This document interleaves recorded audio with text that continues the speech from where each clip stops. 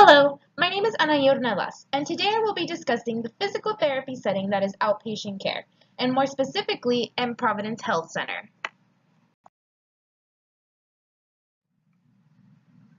Let me start by explaining what outpatient care is. Outpatient physical therapy clinics strive to help patients reach the maximum potential for their individual needs and abilities without long-term commitment. Part of this type of treatment is also dependent on the patient. A lot of the time, the patient is asked to follow up on their treatment at home. Thus, this allows a patient to have a bigger role in how they progress. This also allows for less pressure to meet timed goals, although many patients are only approved for a certain number of therapy sessions by their insurance.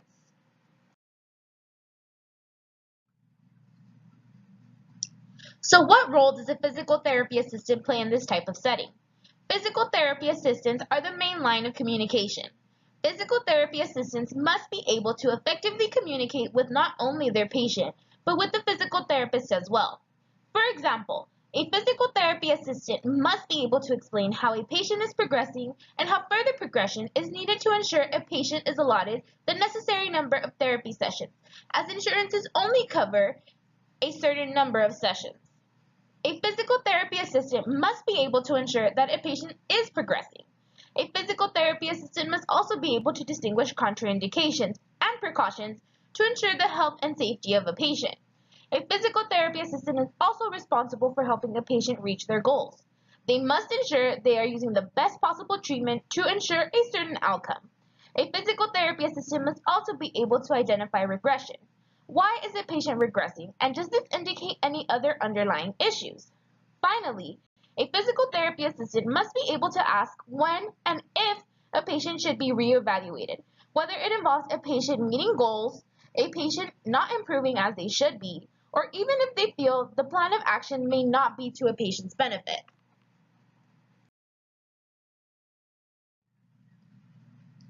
What are the common patients and conditions seen?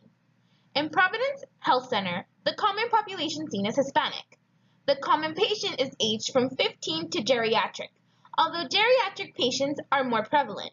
Most common conditions seen are total knee replacement, meniscal repairs, people suffering from Parkinson's, CVAs, and traumatic brain injuries.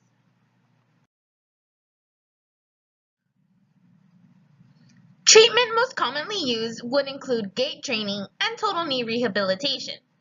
Gait training usually involves a goal of getting a patient to walk again as normally as possible or allowable. This is usually achieved using parallel bars, treadmills, and support systems such as gait belts, although the long-term goal would be to decrease a patient's dependence on these devices to allow for the ability for them to walk more in their everyday lives. Improvement in gait parameters include walking, speed, and cadence, as well as stride length. Total knee replacement is a lengthy process, but I will only explain day 1, day 2, and discharge through week 3.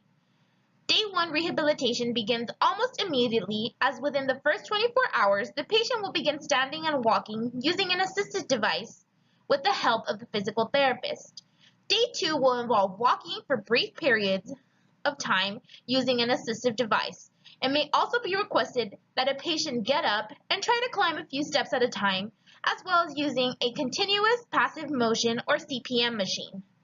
Discharge through week 3 will involve longer walks outside, climbing up and down stairs, as well as reduction of a walker, crutches, or cane.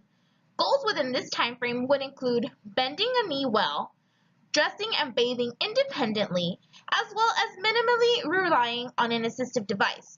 The pictures on the screen show a patient using a gait belt, and the second picture shows assistive devices that may be used.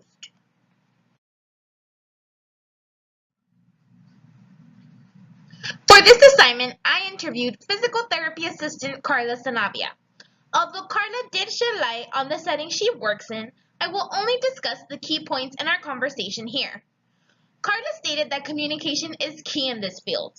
A physical therapist or a physical therapy assistant must be able to effectively communicate with not only each other, but their patient. She also stated that one must always be vigilant. A physical therapy assistant must be aware of not only their surroundings, but the surroundings of the patient. Carla stated that it is important to know and plan for a day to ensure a patient is receiving the best possible care. Carla stated that a lot of the time, a patient is unable to progress due to their condition. She stated that it is then up to a physical therapy assistant to think of creative ways to get a patient to complete their therapy and ensure that there is some kind of progression. Lastly, Carla stated that safety is key. She stated that she was always aware that a physical therapy assistant must be safe, but the ever-growing concern became more evident when she started working on the field. She told me a story of a patient who was doing gait training who almost fell on her. She was able to be vigilant and prevented a fall by seeing the patient was off balance and pushing the patient with her hip. She stated that had she not taken safety measures and ensured that the patient was using a gait belt, the patient would have fallen and most likely exacerbated their injury. What did I learn from this interview? I learned that although this setting treats all kinds of patients, it generally caters to geriatric patients. These patients may have problems that range from mild to extremely difficult to improve.